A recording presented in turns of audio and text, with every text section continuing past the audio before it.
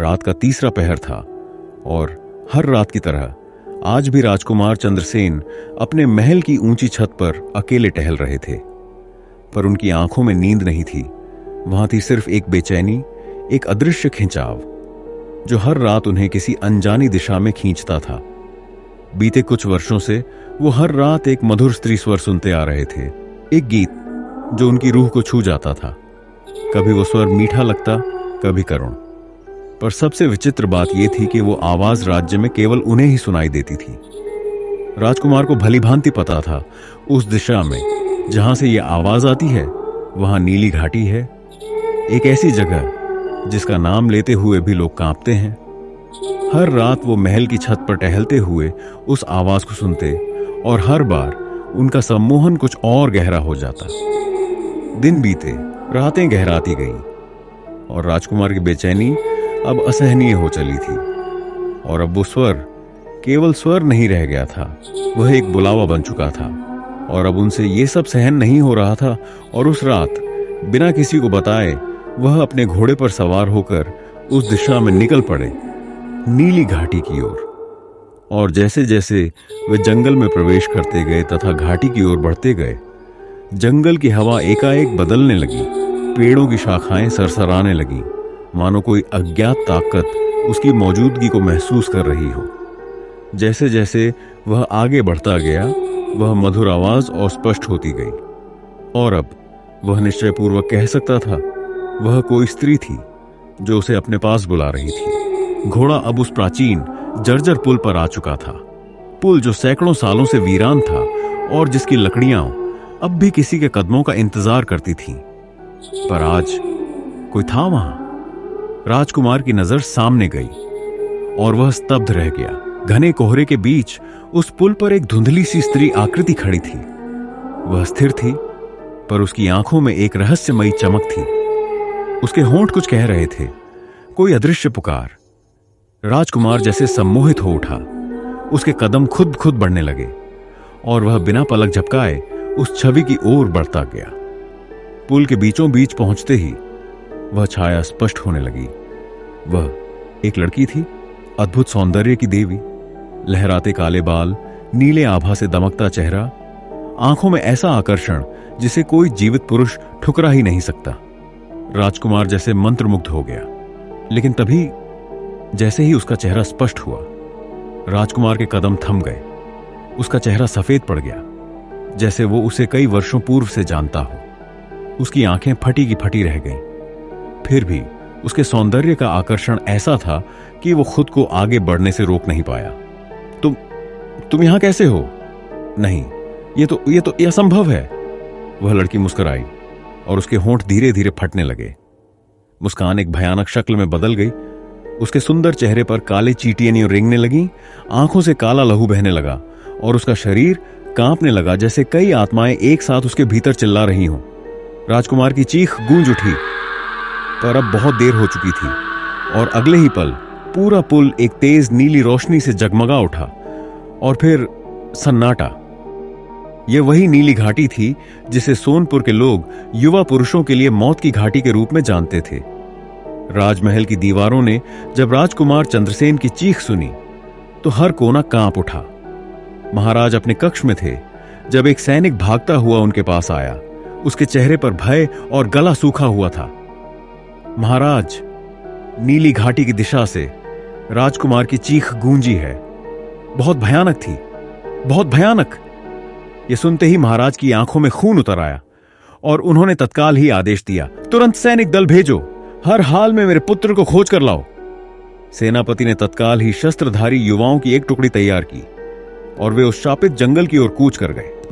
किंतु जिन जिन सैनिकों ने जंगल में प्रवेश किया, उनमें से जो युवा सैनिक थे वे भी राजकुमार की तरह लापता हो गए और जो थोड़े वृद्ध सैनिक थे वह मरे के समान अर्थात पागल हो गए। उनकी आंखें सूनी थीं, उनकी जुबान से सिर्फ टूटी फूटी बातें निकल रही थीं। वो नीली आंखें, वो पुल, वो खून, सब ले गई। राज्य में अफरा तफरी मच गई। अब यह स्पष्ट था, नीली घाटी सिर्फ राजकुमार की ही नहीं, हर जवान पुरुष की कब्रगाह बन चुकी थी। महाराज का हृदय टूट चुका था। मगर शोक ने उन्हें विवेकहीन बना दिया। वो हर दिन सैनिकों की नई टुकड़ी उस जंगल में भेजते रहे। मेरे पुत्र को खोजो, लेकर आओ उसे मेरे पास। पर हर बार वही दोहराओ, जवान गायब और बुजुर्ग पागल। अब राज्य के गलियारों में एक ही फुसफुसाहट थी, नीली घाटी कोई आम जंगल नहीं, वहां कोई औरत नहीं, वहां खुद मौत रहती है, एक पिशाचिनी जो जवानों की आत्मा चूसकर जिंदा रहती है। कुछ वृद्धों ने कहा, उस पुल पर कोई अभिशप्त आत्मा है जो प्रेम के रूप में सामने आती है, मगर उसके भीतर सिर्फ घृणा और भूख है। अब महाराज का दरबार एक शोक सभा बन गया था। महल की रानियां हर रात दीप जलाकर राजकुमार की सलामती की प्रार्थना करती, पर हवाओं में अब भी वही आवाज गूंजती थी, एक मीठी सी पुकार जो मौत का निमंत्रण बन चुकी थी। राज्य के हर घर में मातम पसरा था, क्योंकि नीली घाटी अब सिर्फ एक जगह नहीं रही, वो बन चुकी थी एक जिंदा श्राप। राजकुमार चंद्रसेन की रहस्यमयी मौत, सैकड़ों जवानों का गायब हो जाना और बुजुर्ग सैनिकों का पागल हो जाना, यह सब कुछ अब एक साधारण घटना नहीं रही थी। पूरा राज्य कांप रहा था और महाराज भीष्मदेव खुद अब अंधकार में भटक रहे थे। इन घटनाओं के पीछे की सच्चाई जानने के लिए राजा ने एक अंतिम प्रयास किया। उन्होंने राज्य के सबसे काले और रहस्यमयी तांत्रिक काल कुटुंब को बुलवाया। यह तांत्रिक वर्षों से तंत्र और मृत आत्माओं की शक्ति से संवाद कर चुका था। कहा जाता था वह जीवितों से ज्यादा मरे हुओं की दुनिया में राज करता था। काल कुटुंब महल में पहुंचा और अंधकारमयी रात्रि में महल के प्राचीन आंगन में एक भयानक तांत्रिक यज्ञ की शुरुआत हुई। हवाओं में राख उड़ रही थी, मंत्र गूंज रहे थे और अग्निकुंड से नीली ज्वालाएं निकल रही थीं। काली राख से भरे उस यज्ञ में कुछ भटकी हुई आत्माएं प्रकट हुईं। उनकी आवाज कांपती, चिल्लाती, कांटे जैसी लगती थी। एक आत्मा की गूंजती हुई चीख ने सबको स्तब्ध कर दिया। क्यों खोज रहे हो उस राजकुमार को, जब उसके पाप का फैसला खुद मृत्यु कर चुकी है? दरबार में सन्नाटा छा गया।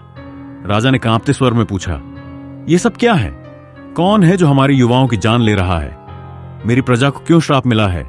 मेरा पुत्र कहां है, किस हाल में है? आत्मा बोली, तू भूल गया, लेकिन वो नहीं भूली। उसकी आत्मा अभी जल रही है। उसका नाम था काकोली। ये नाम सुनते ही महाराज की आंखें फैल गईं। वे कुछ क्षण चुप रहे, फिर बोले, हाँ मुझे याद है, वह वही लड़की थी जिसने 10 वर्ष पहले मेरे पुत्र पर झूठा आरोप लगाया था। कहा था कि उसके गर्भ में पल रहा बच्चा चंद्रसेन का है, लेकिन चंद्रसेन ने सबके सामने सच बताया था कि वो लड़की झूठ बोल रही है। इसीलिए हमने उसका मुंह काला कर उसे राज्य से बाहर निकाल दिया था।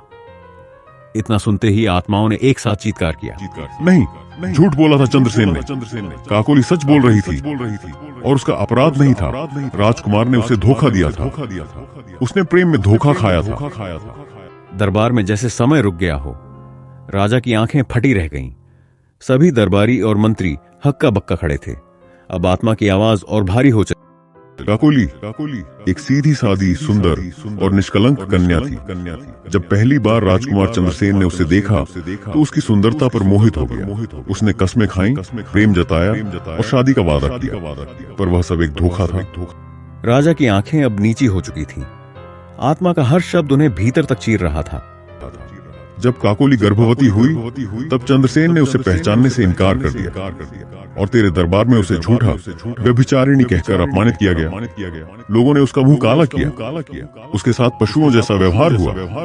पूरा नगर उस बेचारी अबला का जुलूस निकालते हुए हंस रहा था और तू हे राजा चुप खड़ा देख रहा था।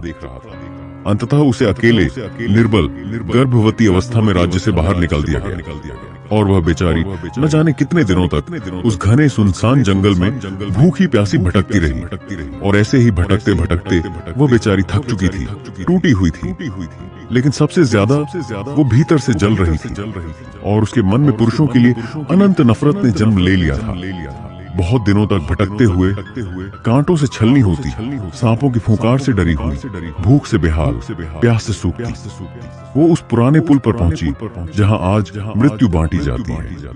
सांझ का नीला अंधकार आसमान में भरने लगा था और उसके होंठों से एक आखिरी फुसफुसाहट निकली, तुम सबने मुझे मार दिया, पर मैं लौटूंगी, हर उस चेहरे को मिटाने जिसने मुझे झूठा कहा। और वह उस पुल के बीचों बीच बैठ गई तथा उसकी सांसें उखड़ती रहीं और फिर वहीं पुल के बीचों बीच काकोली ने तिल तिल कर दम तोड़ दिया। उसकी निर्जीव देह काले बादलों की गवाही में नीली घाटी की गहराई में समा गई। पर उस रात आसमान फटा, बिजली गिरी और उस घाटी की हवा में कुछ बदल गया। काकोली मर चुकी थी, लेकिन उसकी आत्मा कभी नहीं मरी। वो जलती हुई पीड़ा के साथ एक पिशाचिनी में बदल गई। यह सब सुन राजा का चेहरा सफेद पड़ गया और वह डर से और अपने पुत्र के गाहम में फूट फूट कर रोने लगे। इसके बाद आत्मा ने कहा, और तब से हर रात उस पुल पर काकोली की आत्मा दिखाई देती है, अपनी उसी सुंदरता में लिपटी, प्रेम का दिखावा करती और हर जवान पुरुष को बुलाती है।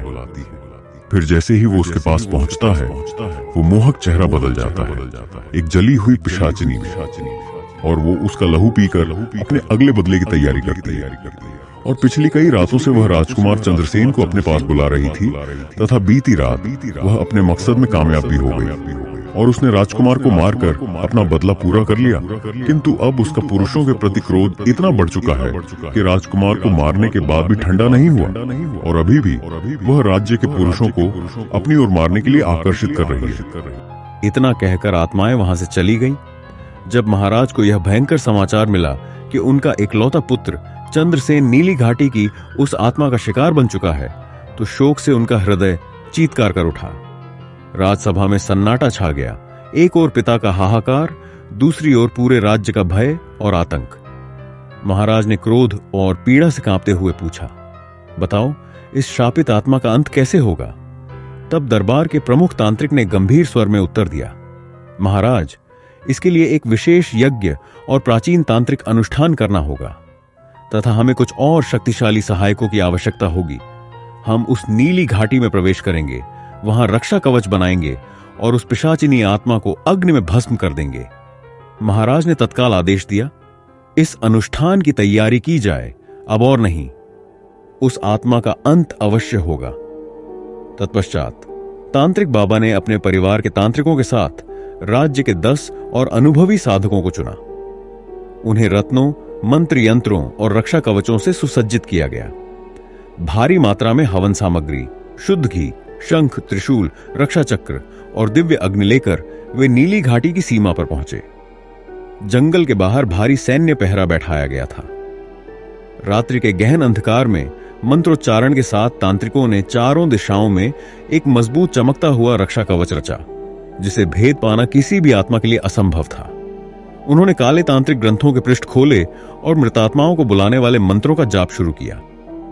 जैसे ही एक विशेष आवाहन मंत्र पूरा हुआ, तेज तूफानी हवा चली और एक भयावह हंसी जंगल में गूंज उठी। काकोली एक विकराल रूप में प्रकट हुई। उसके लंबे खुले बालों में जंगल की जड़ें उलझी थीं, आंखों में अंगारे और होठों पर एक भयावह मुस्कान। तो तू मुझे नष्ट करने आया है तांत्रिक? उसने गरजती आवाज में कहा। तांत्रिक बाबा शांत स्वर में बोले, तेरा बदला पूरा हो चुका है। तू चंद्रसेन की हत्या कर चुकी है। अब तुझे यहां से विदा होना होगा, अन्यथा मैं तुझे अग्नि में भस्म कर दूंगा। काकोली का चेहरा विकृति से भर गया। उसने गुर्राते हुए कहा, मुझे मिटाएगा? तू आज तू और तेरे सारे साधक इस जंगल से जिंदा नहीं लौटोगे। इतना कहकर उसने अपनी शैतानी शक्ति से तांत्रिक पर प्रहार किया। आग की लपटों जैसी ऊर्जा निकली, लेकिन तांत्रिक बच गया क्योंकि उसका रक्षा कवच अडिग था। तांत्रिक हंस पड़ा, तू हमारी रक्षा नहीं भेज सकती। जब तक ये कवच है, तू हमें छू भी नहीं सकती। काकोली की नजर चारों ओर फैले उस तेजस्वी रक्षा चक्र पर पड़ी। वह भांप गई कि यही उसकी हार का कारण है। इधर तांत्रिकों ने एक शक्तिशाली मंत्र का उच्चारण शुरू किया, एयुएम अग्निशुद्धायात्म दग्धाय नमः, और चारों दिशाओं से मंत्रों की अग्नि निकलने लगी।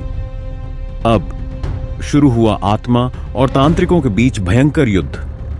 काकोली आसमान में उठी और अंधड़ तूफान की तरह वार पर वार करने लगी। तांत्रिकों ने हर बार उसका सामना किया, एक से बढ़कर एक तंत्र मंत्र से उसका प्रतिकार किया।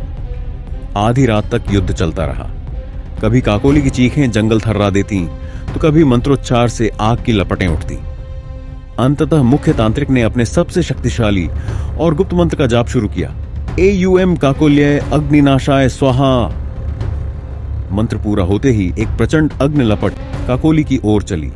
एक जोरदार चीख और काकोली धुएं में विलीन हो गई। चारों ओर सन्नाटा छा गया। तांत्रिकों ने राहत की सांस ली। पुल पर जो नीली रहस्यमयी रोशनी तैर रही थी वो भी अब गायब हो चुकी थी। सभी समझ गए कि आत्मा का अंत हो चुका है। तांत्रिकों ने अपने रक्षा कवच हटा दिए। बाहर खड़े सैकड़ों सैनिक जश्न मनाते हुए जंगल में दौड़े, यह देखने कि अब सब कुछ ठीक हो गया है। परंतु यही हुआ सबसे भयानक धोखा। जैसे ही रक्षा कवच टूटा, एक जोरदार कंपाहट जंगल में गूंजी और उसी के साथ एक डरावनी चीरती हुई हंसी। काकोली फिर से प्रकट हुई, पहले से भी ज्यादा विकराल और क्रोधित रूप में। तुम मूर्ख तांत्रिकों, यह सब मेरा खेल था, तुम्हारे रक्षा कवच हटवाने का। काकोली गर्जी। अब शुरू हुआ मृत्यु का तांडव। एक एक कर काकोली ने तांत्रिकों को मौत के घाट उतारना शुरू कर दिया। तांत्रिकों ने अपनी आखिरी शक्ति झोंक दी उसे रोकने में। मंत्र पढ़े, हवन किए, रक्षा चक्र बनाए, लेकिन सब व्यर्थ। काकोली की पिशाचिनी शक्ति अब असीमित हो चुकी थी। सभी साधक उसकी अग्नि में भस्म होते गए।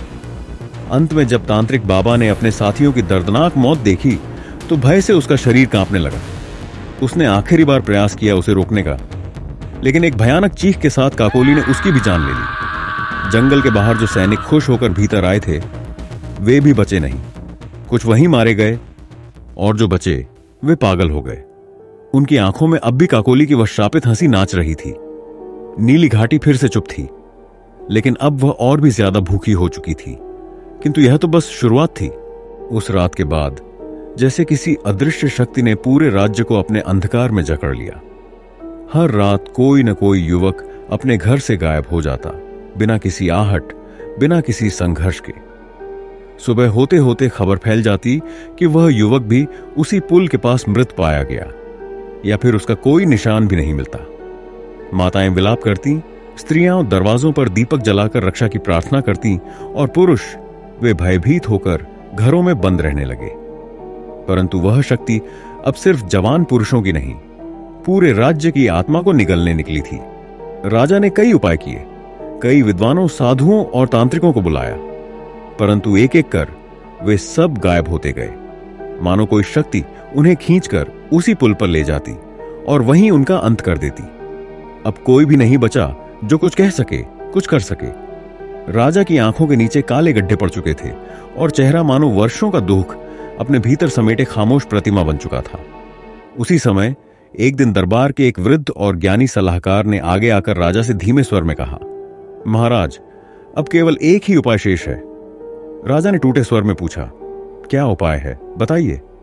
वृद्ध बोला, काकोली को अपनी बहू के रूप में स्वीकार कीजिए और उसका खोया हुआ सम्मान उसे लौटाइए। यह सुन दरबार सन्न रह गया। वृद्ध ने आगे कहा, उसका सम्मान लौटाना होगा महाराज। वह बच्चा जो उसके गर्भ में था इसी राजवंश का उत्तराधिकारी था। उसे जो धोखा मिला उसका प्रायश्चित आप ही कर सकते हैं, क्योंकि यही आपका कर्तव्य है और शायद यही एकमात्र उपाय है जिससे वह आत्मा शांत हो। राजा ने कुछ देर मौन साधा और फिर सिर झुकाकर सहमति दी और कहा, आप ठीक कहते हैं, मुझे उससे माफी मांगनी चाहिए, अपने पुत्र के अपराध की और उन सब की ओर से जिन्होंने उसे अपमानित किया था। अगली सुबह राजा स्वयं उसी शापित पुल पर पहुंचे जहां हर ओर कुहासा था। हवा में अजीब सी सिसकियां तैर रही थीं। वहां दीप जलाकर मंत्रोच्चारण के साथ राजा ने अपने हाथ जोड़कर आकाश की ओर देखा और कहा, हे काकोली, मैं राजा भीष्मसेन आज तुम्हारे सामने दंडवत हूं। मैं वो पिता हूं जिसने अपने पुत्र के अपराध पर चुप्पी साध ली।